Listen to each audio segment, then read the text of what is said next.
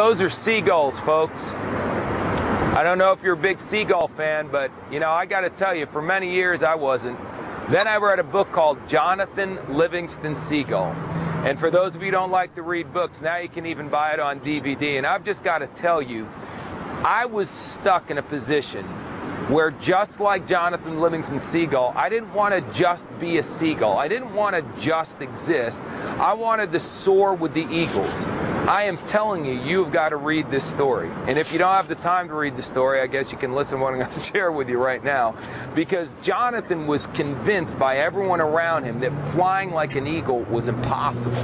But in his own heart, he's like, well, why not? I'm going to give it a try. See, that right there is an action step that most people never try. What do you have to lose? Why don't you try the things that you want to achieve? The worst thing that can happen is you fall flat on your face. And that's exactly, by the way, what happened to Jonathan. He tried to soar like an eagle and he crashed. And he tried to soar like an eagle and he crashed. And he tried again, and he tried again, and he tried again, and he tried again. And then eventually, miraculously, one day, it just worked. And he was soaring like an eagle. That sounds like the end of the story, doesn't it? Not even close. See, the sad thing about Jonathan is once he could do it, he went back to the flock. See, so many of you don't understand. You will never get where you want to go being a part of the flock.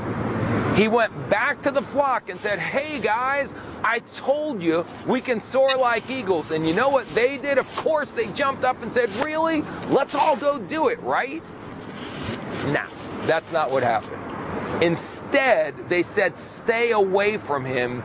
He's crazy. Don't listen to him. He's infected. He's out of his mind. Can you imagine that?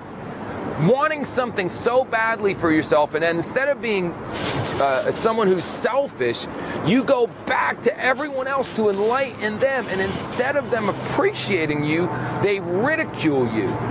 You know what? For many of you, you're listening to these words, and this is all too true, isn't it? So you're going to have to eventually come to an awareness level like Jonathan did, that you have to live your dreams. You have to soar like an eagle. You got to go for it. Yeah, you may crash and burn, but you've got absolutely nothing to lose, because if you're not living, you're existing.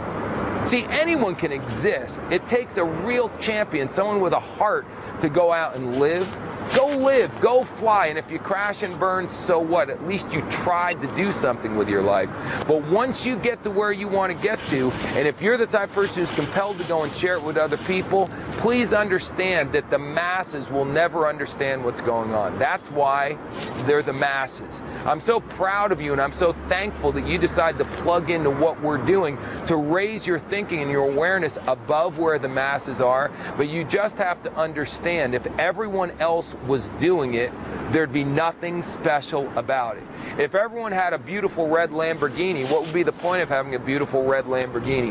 If everyone had one of these homes up on the hills in Malibu, what would be the big deal about having one of those homes?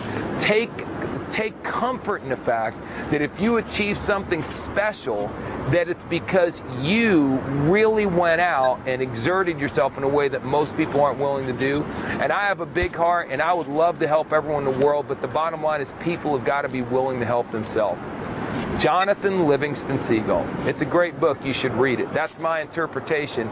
Take from it what you will, but I promise you this, you can definitely soar with the eagles.